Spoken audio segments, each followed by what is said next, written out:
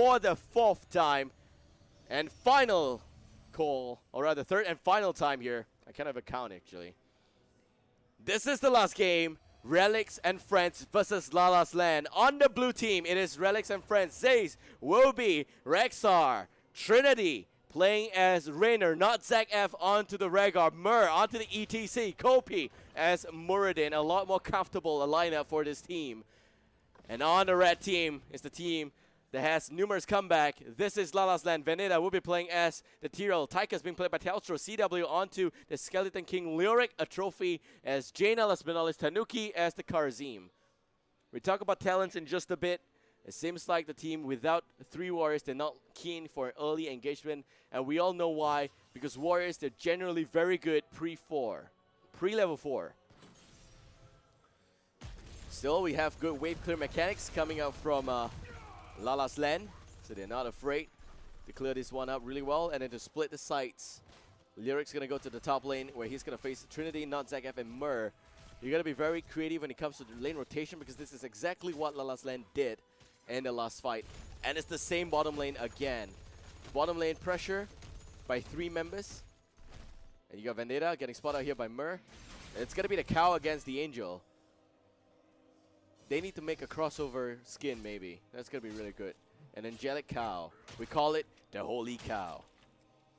And at the bottom lane, we got a trophy, Telstra, Tanuki. It's a little bit different when you don't have so many wars because I think that they have to split the wars across the mid and top to apply lane pressure there. The bottom lane means that they have to go up against 1 or 2 wars, maybe, in fact. And that may be quite hard. I will want to see Echo of Heaven here. 7-sided strike.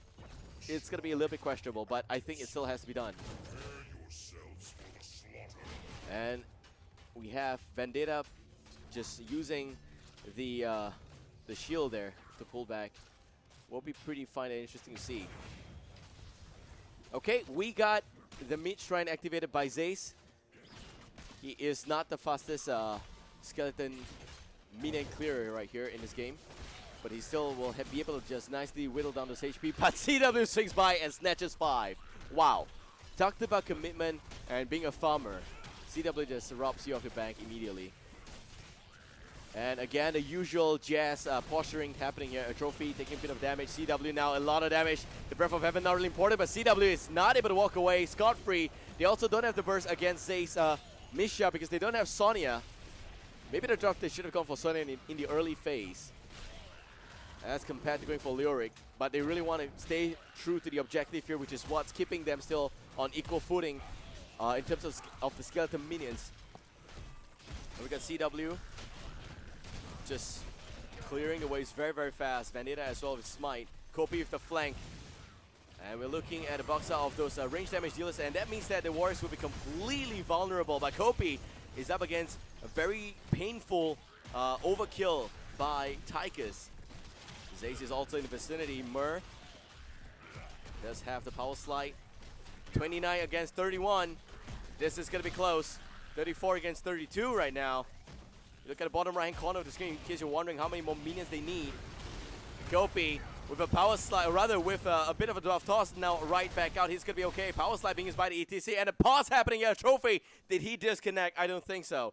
It could be the calm before the storm for sure. But the Ray Fork by Lyric is already used.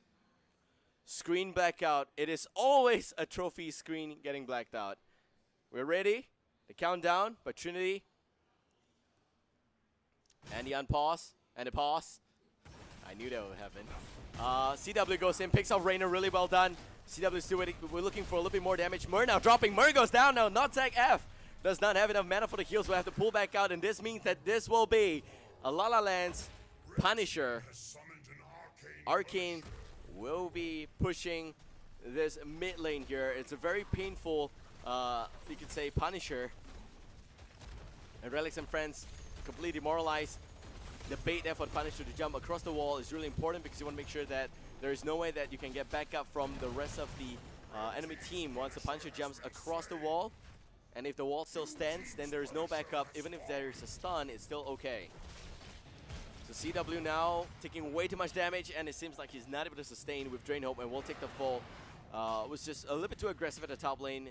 losing a bit of a EXP lead right there. But look at this, they're going for the siege camp in fact. Both sides. And when you got warriors, you can just body yourself into the siege camp or maybe even any camp. But when you don't have enough, you gotta make sure that you ration them. CW definitely will have a very good time against Mur. I mean, ETC will not win a lane against Lyric. There is absolutely no way. What you saw there, the takedown just now, was overextension, and that's a mistake. So let's talk about talents. Finally, we got a window here. So it is going to be first aid, I think melting point again and armor piercing round. So very standard Tyker's build, very standard utility based Karazim. Frostball not connecting, I thought something may actually happen there. You also will see a very standard Jaina old school build with Deep Chill, Frostbitten and Snowstorm. Better momentum up on Tyrael with Amplified Healing and Regeneration Master. And for Lyric, it's the standard Lyric with Ghastly Reach. For the blue team, it looks like they will have the neutral camp Rexar with Aspect of the Beast. You also have a very standard Revolution right-click damage based Rainer and very standard Rhaegar. Completely 100% textbook Muradin. And also you will see the double neck guitar rolling like a stone and just keep rocking. I'm genuinely concerned about the black screen right now. I hope that they are able to fix it because this is the most important match for both teams for today. The Shrine's going to spawn in just about 11 seconds. Vendetta at the mid lane, having to pull back. We saw Rexar picking up this Bruiser Camp just now. I didn't point it out because I was talking about the talents. And the camp is really going to apply some pressure on top lane. Mur will be in a good spot as long as his HP is more than 80% and CW is getting boxed out. This wave itself is going to push really well. The problem here is that if it's a mid-shrine, then definitely the advantage goes to Relics and Friends. But now that it's a top shrine, it is going to be questionable because by the time Lala's land rotates back up here, they can clear this wave along with any other mercenary camps along the way. Meanwhile, you will see Raynor and Rhaegar invest time and resource to secure the takedown on all of this goat bros right here, the Khazras. It's the siege camp, by the way. And they also will need Zaze and Kopi to take down this one here. And this could be a bit of a problem. They're not going to make it easy for them. The Shrine is activating in just about 5 seconds, actually. But they want to push the bottom lane still, as well as the mid lane. So this is the first time the Shrine is not really going to get a lot of attention.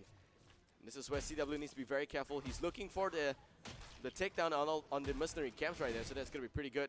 The lockdown by Mur, very much on point, but he does have the Wraith Walk with Drainhope connecting there as well. It's going to be pretty okay. Vendetta swings by to keep his teammate alive, giving a bit of a lookout. Zaze with Misha charge, but Overkill just doing too much damage right there.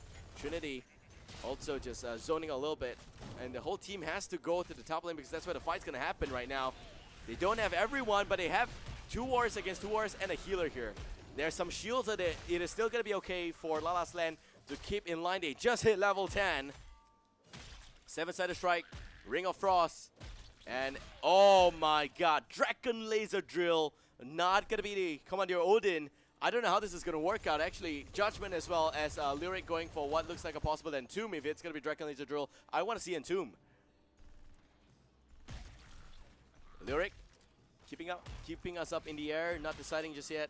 Possible second Punisher here in the ace match, the rubber set against Relics and Friends for Lala's land. And they are just nicely pushing the mid lane for Relics and Friends, trading up. It's a very wise option here, really. We've got Hyperion, we've got Unleash the Boars, we got Ancestral Healing, Mosh Pit, Avatar, 100% expected on the side of Relics and Friends. The Punisher will be left to his own devices to push the top lane. And the rest of the team for Lala's land will go to the mid lane to apply some pressure on the mid fort right now. The Siege Camp also just spawning, so after taking this, they can go for this. I think it's going to be really good for them to have that.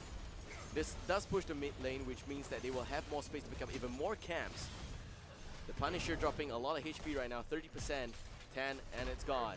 Mur, Kopi, Zaze, they're all in a pretty good spot. Misha is not going down, just a man pad, buying a lot of time. Vendetta there needs to pull back. And he runs into the Kajras, but will be okay for a little bit. Tanuki is not the best anti-burst healer here. He does have the Breath of Heaven. Does not have the Echo of Heaven. So they cannot afford to take up a fight right now. They do not get the fort. And the Punisher is not very effective. There is some form of ammunition being wasted there, so at least it's still kind of worth it. If they can get this camp right now, the Bruiser camp is going to apply a lot of pressure on the top lane. But I think they want to clash because the HP are almost full. There we go, Mur with the power slide. And Leoric is in a lot of trouble. CW goes down just like that. Much of the Black King is going to get picked up instead of Entomb. Maybe we're going to see Relics and Friends in a pretty good spot there. The burst is real. They've got a lot. They've just got way too much damage. Karazim was not able to Radiant Dash in. Even if he's able to do that, I don't think that, there's enough that Karazim can do when it comes to heals. So Leoric respawns. If you have one member on the side of Lala's land that you want to drop, it is the Leoric. Astro picks up the camp below. Leoric again repositions himself. Vendetta also getting stunned by the Misha. You really want to take down Misha as much as possible. Misha now dropping a lot of HP, but still the heals will be real here, coming up from not Zach F as well as Manpat by Rexar. They have the mosh pit, which is why you see that the attitude of Lala's land has changed absolutely different from the early game. Because they know that if they run into the mosh pit, they are in a lot of trouble. CW again does not have, actually he does have a Heart and Bone, so that's okay. They need to take down Misha before they can pick a fight, but they don't have enough warrior to apply the early game, or rather that the frontline pressure against Misha. But if they concede ground like this, they're not able to do much of anything. Tanuki and Telstra is very smart. They're on the top side, just trying to get one Scud the minion at a time. CW is just basically holding the front here, and the Mosh Pit may actually connect, but Mur not going to use it. March of the Black King on the backline. This leaves the backline completely exposed. There goes the 7-sided strike. Mur now looking for the Mosh Pit on the front, but not going to get it. Vendetta is still alive somehow. 5 members still up. Most of the heroics already used on that side. Mur now looking for the Mosh Pit onto Tychus, and it seems like it's going to be effective. And we have also got Karazim walking into the Mosh Pit, the dance floor right there. Vendetta is going to be okay, but Mur goes down. The Dragon Laser Drill is going to expire real soon. But it may not be enough for Lala's land to score this victory. They just need one more, and they get it. Misha goes down. This is where they can pick a fight. The Punisher is out to punish Trinity. As long as he gets slowed, it will be good. But unfortunately, it seems like the Punisher is more attracted to the minions there as compared to the warriors, the heroes. So very close fight in that engagement right there. Mur just being very cheeky with the power slide, not opting to go for the Mosh Pit, because Judgment was still available, and he knows that Judgment is being used specifically to counter against the Mosh Pit. Dragon Laser Drill did its work against warriors, and I think it's actually very, very effective because it deals a lot of damage per second, and that burns a lot of HP off these warriors, especially the chargers. It is insane. So here we got the siege camp going down very easily on the side of Lala's land. And for Relics and Friends, they also take the Bruiser camp on top. Vendetta at the mid lane. Tanuki and the Judgment onto Raynor. The lockdown's going to be real. There's no Mosh Pit for the next 40 seconds. And this is where Trinity struggles to stay alive. Unfortunately, the burst is not going to be enough. Trinity still is actually going to be enough. Trinity will go down. Unleash the Boars comes out just to force the disengage. The fort will go down. Tanuki with some extra Breath of Heaven right there. Judgment very effective there to take down the Raynor. He does not have Give Me More, and that is a problem. Going for an aggressive right-click build may not be enough. Zace with Misha just buying some time here, but really not achieving anything. CW on the top lane, does a pretty good job there, pushing the lane as much as he can. Just cancel out the effect of the Bruiser camp, of the Fallen Shaman. So here we go. Looks like it's going to be a full level lead for Lala's land. In terms of talent options, I'm going to pull this up, and it is going to be Wildfire Bear, Giant Killer, Healing Surge, Thunder Strike, Showstopper, for the other side, for Lala's land, it will be Let Rain, which means even more damage on Overkill because you're going to slow him by 20% now. Quicksilver, Icy Veins. This is not Ice Block. Icy Veins, no Frostbolt, means that you will be looking at a pure Blizzard, Cone of Cold kind of a stack. Imposing Will and Crushing Hope. Very good stuff. I'm excited about the Icy Vein. I'm pretty sure that it could be another exposure, but just in case it becomes a Numbing Blast, it will provide even more lockdown against Relics and Friends. So 13 minutes in, level 16 against level 15. They get another talent here, Stone Skin, Circle of Life. Undecided, Imposing Presence, Holy Ground. We've seen Zappy put his to good use. It is going to be Numbing Blast, by the way, for more crowd control. 16 against 3. The lockdown on Raynor, but there is no follow-up yet. Murder with the power slide.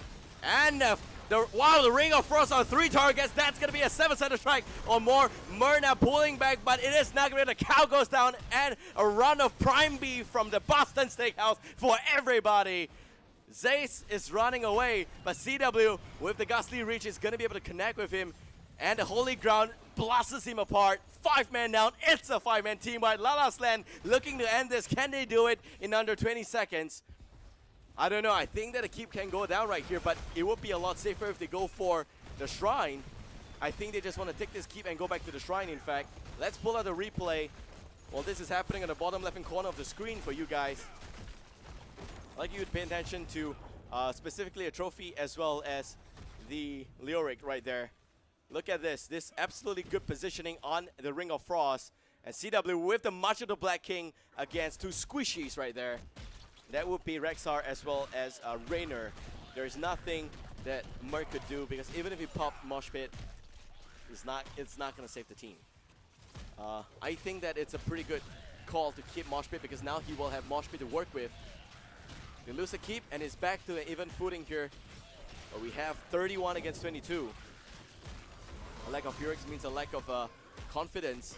But we now have Macho the Black King.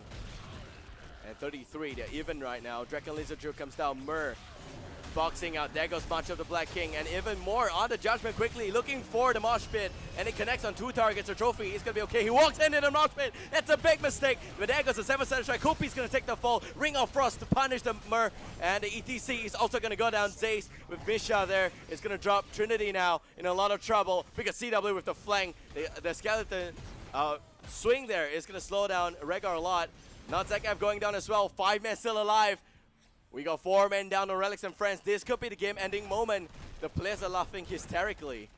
They're just having so much fun. Zace is riding the Golden Pig back home. A true Beastmaster, if you will. We got the shield going down. We got 5 seconds before Muradin respawns. 8 seconds before the ETC. No Mosh Pit. The Punisher is here. Zace doing a pretty good job against Stalshow, but it seems like it's going to be GG. Lala's land, actually, sorry. With a fantastic comeback story, and they will win this game. They will win the tournament and walk home champions of the second Heroes of the Storm Community Cup. Congratulations to them.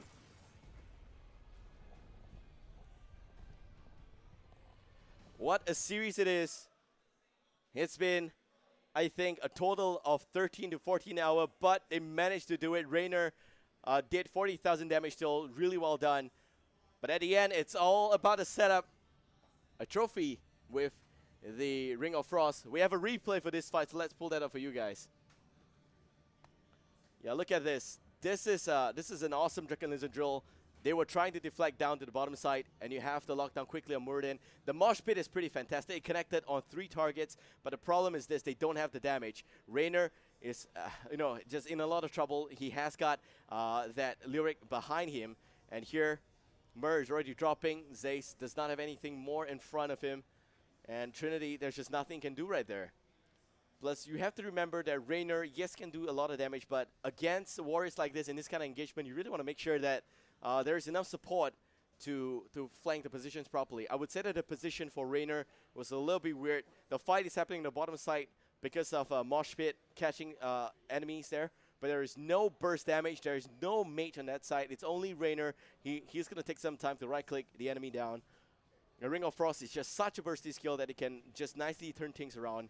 Very well done. And I guess this is the dawn of a new pro gaming team, probably. Dalstro, he died there, but 5 takedowns against 13. I cannot be more proud than Lala's LAN. This is the team that walked into the Heroes Community Cup as casuals, but they're going to walk back home as champions, and they know that they are definitely a team to keep an eye out for in the next tournament. Whoa, okay, so my voice is completely gone, and I think that we are going to end the stream here for sure, because there's no more games after this. Thank you very much for watching. Once again, this is Babel. Allow me to do a bit of a shout out. Shout out to the Singapore community for being so supportive of our event. We know that this is a fun-based tournament, and we know that everyone came down here just to play for fun. And I would like to give a personal shout out to Team Bodo, a team that formed on the spot. Thank you guys for being a part of this fantastic experience for myself and for the organizers, and for everyone in the community. Thank you. Thank you to the viewers for tuning in. Again, you guys are the main reason why we're doing this stream, and you know, I really appreciate you guys joining us for the entire day here. And if you enjoy the cast, personally, please help me out. Give me a like on my Facebook page at fb.com/babelcast. You can follow my Twitter. It's at babelcast as well. The link is right, or rather, how it's spelled is right here. So thank you very much. Please shout outs to my sponsors for this tournament, Gigabyte and NVIDIA, for the awesome support they have. This tournament will not have such fantastic prizes if not for them. Also, shout out to, I would say, the Blizzard's SCA Facebook page. The link is right at the other side. So go there and give us a follow at Blizzard's SCA. Join the community group at Blizzard's SG. It's groups/Blizzard's SG, by the way. So thank you very much. This is Babel signing out. See you guys 2 weeks later for the Heroes of the Storm Nexus Championship Singapore. Good night and have a good weekend. Will be key for Lala's lane if they want to win. And oh my god, Kopi gets caught out in a 7-sided strike, and Anubarak gets wrecked. That is a big problem right now. 4 versus 5. They may not even